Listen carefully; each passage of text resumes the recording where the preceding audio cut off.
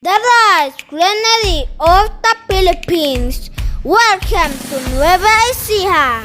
Ang Nueva Ecija ay isang lalawigan ng Pilipinas na matatagpuan sa rehiyon ng Gitang Luzon. Ang lungsod ng Palayan ang kabisera nito.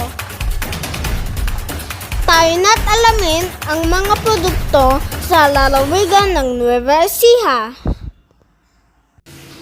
Ilan sa mga probinsya ng Gitnang Luzon na pinakamarami ng aning palay ang Nueva Ecija dahil sa malapad na kapatagan na pinagtatamnan ng palay.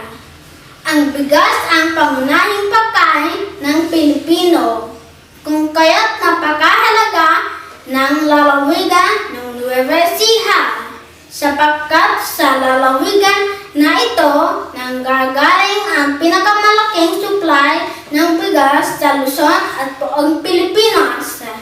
Ang pangunahing produkto dito ay bigas. Isa din sa mga produkto na matatagpuan dito ang sibuyas. Tinaguri ang onion capital of the Philippines. Ang bayan ng Bungabon sa Nueva Ecija matatagpuan sa paanan ng kabundukan ng Sierra Madre.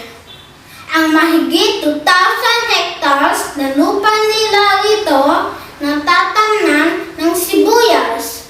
Alam niyo ba na mahigit 60% na ani ng sibuyas sa buong Pilipinas ay nanggagaling lamang sa isang probinsya?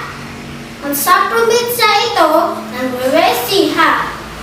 Narito pa ang ilang produkto mula sa Nueva Ecija.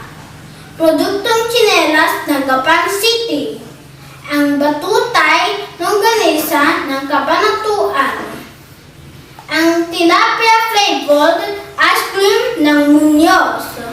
Ito ay ilan lamang sa mga produkto na maipagmamalaki mula sa lalawigan ng Nueva Ecija.